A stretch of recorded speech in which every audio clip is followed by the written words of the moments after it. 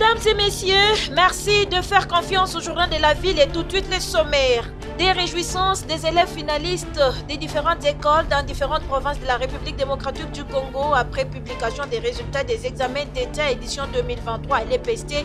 Y a-t-il eu traitement des recours des candidats malheureux? Vous suivrez la réponse de la cellule de communication du ministère de l'EPST dans ce journal. Les regroupements politiques Action audible pour la bonne gouvernance APG, parrainé par Guilain Nyembo, choisi Félix Antoine Tshisekedi Tshilombo comme candidat président à l'élection présidentielle de 2023. Décision prise à l'issue d'un conclave de 3 jours tenu à Kinshasa. C'est tout pour les sommaires. Mesdames et messieurs, encore une fois, bienvenue dans ce journal.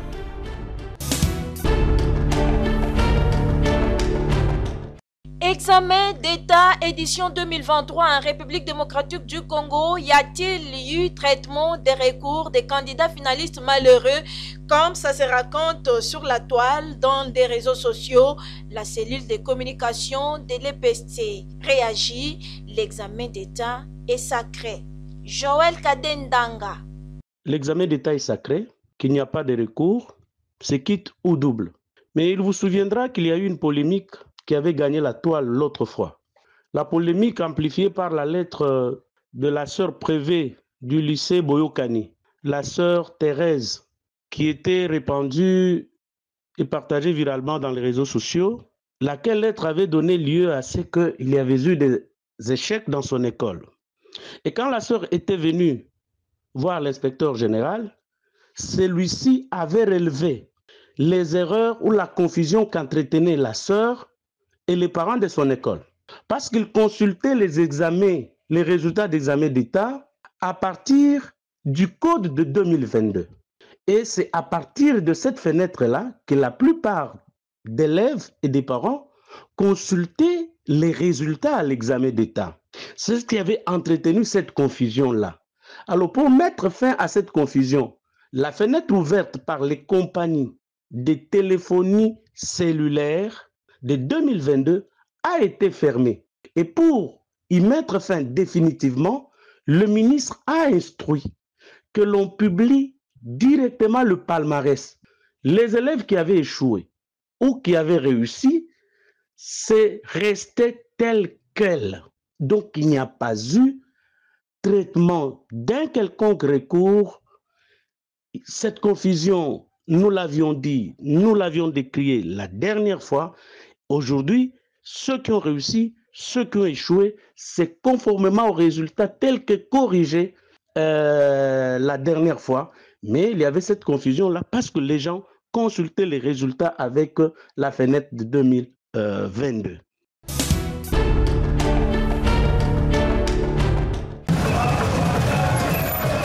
Félix Antoine Tshisekedi Tshilombo, choisi candidat président à l'élection présidentielle de décembre 2023 par le regroupement politique Action audible pour la bonne gouvernance AAPG, parrainé par Guilain Nyembo. La motion de sa désignation comme candidat président de la République lui par le président national de l'APG, Toussaint Mangala, est adoptée à l'unanimité à l'issue du conclave de l'APG tenu à Kinshasa durant 3 jours, et c'est à la grande satisfaction de tous les conclavistes délégués de l'APG des différentes provinces de la République démocratique du Congo et des membres de la conférence des présidents venus nombreux dans la salle showbiz pleine comme un œuf et qui a refoulé du monde. La motion de désignation de son Excellence Félix Antoine Tshisekedi Tshilombo, chef de l'État, a été adoptée à l'unanimité par le Kaska Songo Kalalo, coordonnateur national du regroupement politique Action audible pour la bonne gouvernance AAPG, revient sur les temps forts de ces conclaves. Nous avons évalué premièrement le processus électoral en cours, d'où venons-nous, où sommes-nous et où est-ce que nous allons. Et nous avons formulé quelques recommandations par rapport au processus électoral. Et donc le deuxième point, c'était d'analyser parmi tous les candidats présidents de la République déclarés dans notre pays, lequel a une meilleure offre politique. En faisant cette analyse, les conclavistes ont trouvé que la plupart des candidats présidents de la République déclarés sont des gens qui sont trempés dans la corruption, dans les détournements, dans l'affairisme, le népotisme, le clientélisme, bref, dans la mauvaise gestion.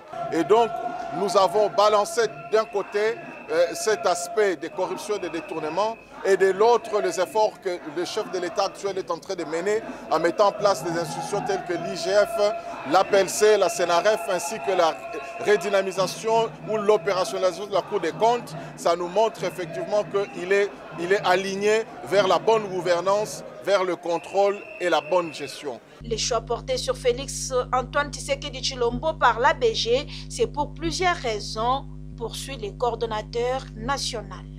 Nous avons trouvé que le président de la République a trouvé le pays dans un gouffre et que maintenant il est en train de le sortir. Et donc nous voyons qu'il y a un pas positif.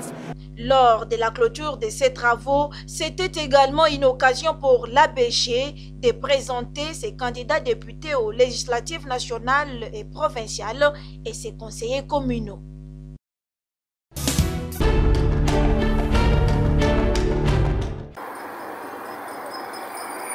Le train du processus électoral est en marche en République démocratique du Congo et les regroupements politiques Alliance pour les valeurs AV que dirige l'honorable José Kalalawa Kalala, déjà prêt pour affronter les élections de 2023.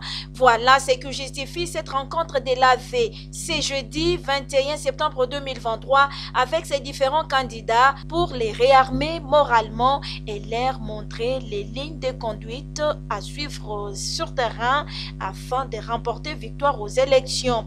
Maître Marie-Patrice Landou Mandundu, coordonnateur du regroupement politique Alliance pour les bonnes valeurs AV, nous en dit plus. La rencontre de ce jour, c'est pour communier avec les différents candidats sur les stratégies, sur la ligne de conduite, parce que les élections se gagnent avant. Et le troisième souci plutôt, c'était à ce que les candidats se connaissent, qu'ils se regardent circonscription par circonscription, plus particulièrement en ce qui concerne la ville de Kinshasa. Pour ceux qui hésitent de la tenue des scrutins en RDC, ils se trompent. L'heure n'est pas à la distraction, rassure les coordonnateurs de l'Alliance pour les valeurs. La population a réclamé les élections. Il n'y a pas de raison de croire qu'il y aura des glissements. Donc nous travaillons jour pour jour. La CENI également alerte jour pour jour que les élections vont avoir lieu dans les délais constitutionnels. Donc nous allons aux élections. Le peuple a besoin de renouveler la classe dirigeante, particulièrement au niveau des assemblées délibérantes. Le peuple a besoin que finalement il ait des élus, même au niveau de la base. Et ça, il faut s'allier cet effort-là du gouvernement en général et du président de la République en particulier. Signalons que juste après cette rencontre de stratégie et réarmement, différents cadres de l'Alliance pour les valeurs se sont envolés dans différentes provinces de la RDC où ils vont avec un message très fort de sensibilisation, la réélection de Félix Antoine Tshisekedi Tshilombo à la présidentielle de décembre 2023 et la victoire de l'Alliance pour les valeurs aux élections à tous les niveaux.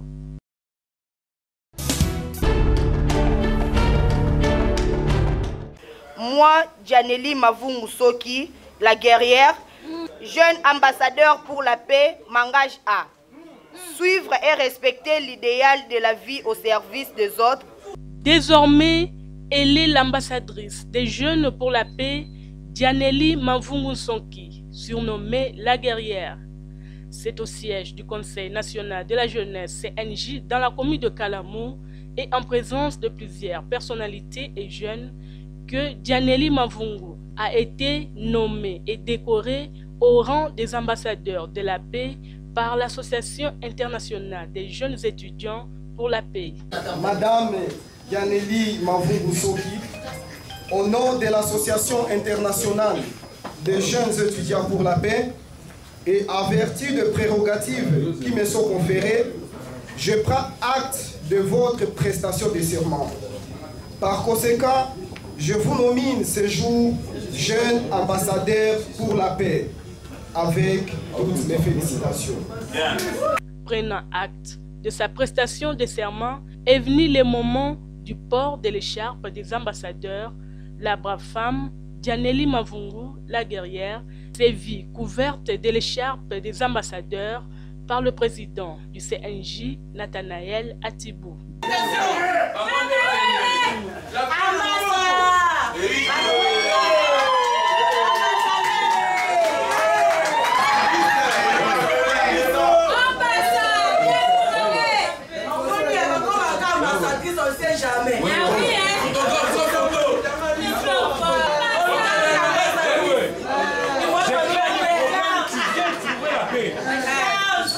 Honorée par cette récompense, l'ambassadrice Dianely Mavungu, en dame de fer, invite les jeunes Congolais à favoriser la paix. Nous invitons tous les jeunes, où qu'ils soient, de s'approprier de la culture de la paix, gage de notre développement pour notre pays que nous voulons radieux. Soyons tous artisans de la paix pour imprimer une nouvelle image de notre pays. Nous prenons l'engagement solennel de jouer notre rôle d'ambassadeur de la paix avec abnégation toujours et toujours. Que vive la jeunesse congolaise, que vive la paix en République démocratique du Congo, que vive Dianely Mavungu, la guerrière ambassadrice pour des jeunes pour la paix en République démocratique du Congo. Et pour clore en beauté cette cérémonie, l'Association internationale des jeunes étudiants pour la paix, par le biais de son président, a remis un diplôme de mérite à l'ambassadrice de la paix, Dianely Mavungu Sonki, surnommée la guerrière, qui jusqu'à présent reste un modèle pour la jeunesse de la République démocratique du Congo.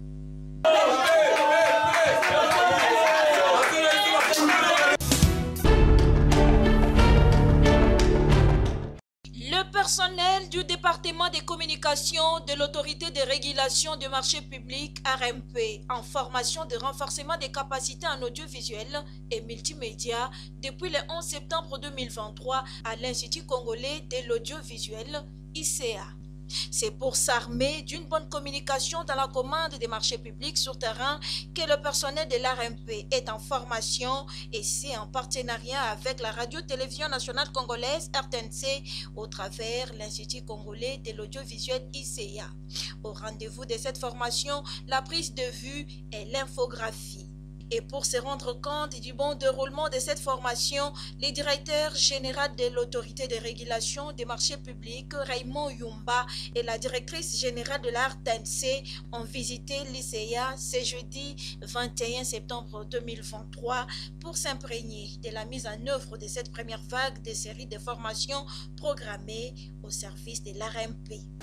On ne peut pas s'occuper de la commande publique, élaborer ou définir de très bonnes activités avec de très bons résultats, si ce n'est pas rendu, le public ne vous connaîtra pas. À en croire les DG de l'autorité de régulation des marchés publics, Raymond Yumba, l'on doit parler de l'RMP avec une bonne communication publique sur terrain. Vous savez que c'est dans le cadre de la mise en œuvre du plan stratégique du secteur de passation des marchés publics qui est parti d'un constat selon lequel la communication sur la passation des marchés publics était faible. Et lorsque nous avons posé les diagnostics et nous avons fait l'analyse, nous avons découvert qu'il faut que nous ayons un personnel d'un niveau de professionnalisme en communication élevé. Et nous avons trouvé que la RTNC, ce n'est pas seulement que la télévision et la radio, mais c'est aussi une école de formation, c'est aussi un état d'esprit. C'est aussi ce professionnalisme-là dont nous avons pensé bon d'être bénéficiaires. Nous attendons à ce que le secteur communique davantage et que tout le monde comprenne qu'est-ce qu'est l'ARMP, quelles sont les missions de l'ARMP, qu'est-ce que c'est que les procédures de passation des marchés publics. Une formation saluée par la directrice générale de la RTNC, Sylvie Elengue. Donc, pour l'ARMP, c'est apprendre à mieux communiquer, mais également pour la RTNC, c'est de maîtriser les procédures de passation de marché. Il est de noter que cette formation du personnel de l'ARMP est donnée dans le cadre de la mise en œuvre du plan stratégique de la réforme des marchés publics 2023-2026, élaboré avec l'appui d'un fonds multibailleur piloté par la Banque mondiale. Compteur.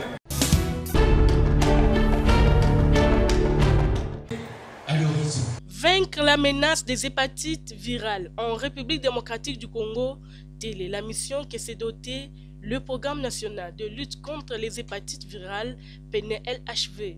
Afin de matérialiser cette vision, le PNLHV, dirigé par le Dr Pascal Tiamala, a organisé une conférence débat à l'intention des personnels administratifs, des étudiants et élèves de l'Académie des Beaux-Arts sur la thématique.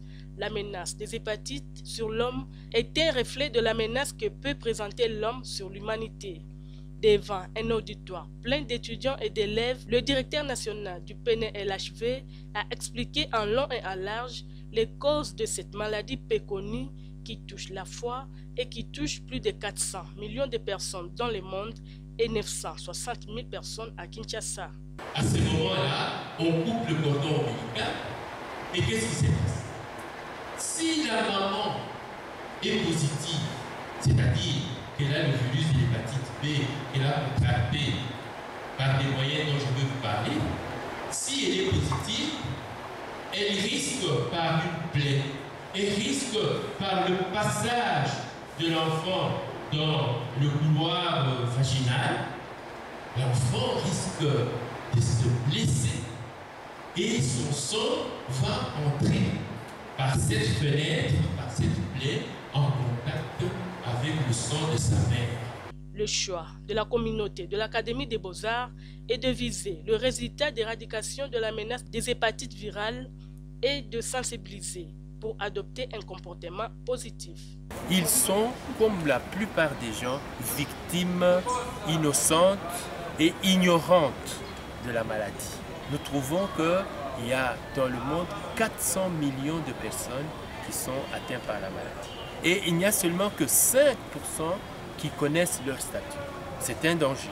Et donc, nous sommes venus dire aux étudiants et aux enseignants et aux administratifs de l'Académie des Beaux-Arts que c'est une maladie tueuse silencieuse.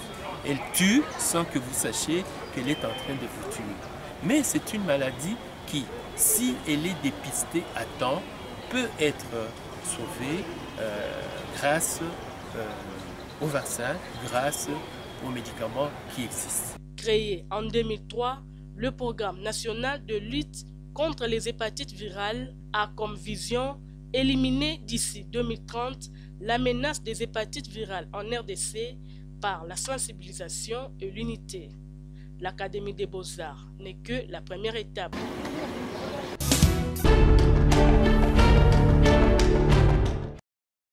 Célébration de la Journée internationale de la paix le jeudi 21 septembre 2023 à travers le monde entier. Interrogé à ce sujet, le colonel Monsei Justin invite les Congolais à favoriser une paix sincère et véritable. Il faut une paix sincère. Il faut paix ezalaya solo. Ezali teke, à un moment donné, mouyaka lobi, mouteke azande konaite, mouteke alobi, mouyaka azande konaite. Entre-temps, tous avons le mena est, Rwanda baza ko agresser biso. Mais tant mouyaka na mouteke bazo kanate. Mais bon pesi bah toi on a raison. Ils vont dire baza bato moko sérieux des gens entre bango bazo boma. Nous devons être sincèrement sérieux. Donc comprendre que nous sommes d'abord Congolais. Avant tous à la Bayaka, avant tous à Bateke, avant tous à Bangala, nous sommes au départ tous Congolais. Talab américain, un mélange hétérogène, qu'il soit noir, qu'il soit jaune, blanc, il se considère d'abord américain. Et là, il faut bisotosana. Moi, je parle de mon pays, le Congo. Tolingana, Tokitiva amour. Cet amour-là va engendrer la paix. Interrogé sur le phénomène Kuluna à Kinshasa, le colonel Justin Monsei estime que l'éducation est une affaire de tout le monde. Pour ce faire, chacun a son rôle à jouer. Jeunesse a connu des alliés, Bissot Boti, C'est là que commence Koulouna. Les policiers ne travaillent pas. Pour combattre le phénomène Koulouna. Mais le Koulouna ne tombe pas du ciel. C'est même parents. Est-ce que vous savez que, par exemple, les gens qui sont dans le quartier, mais maman Pauline n'a pas Koulouna. Maman Gertrude n'a pas Koulouna. Ils ne vous diront pas ça. Mais le Koulouna commence où? Le Koulouna, c'est d'abord les parents qui sont démissionnés. C'est quoi d'abord là-bas? Tobo t'a dit d'une façon responsable. J'ai 2 enfants, je n'ai pas de pour ne pas comme battu. Il ne faut pas que Nana Bota banne 20 pour dire que même ceux qui n'ont aucune éducation, la police est là. Ça, c'est très dangereux.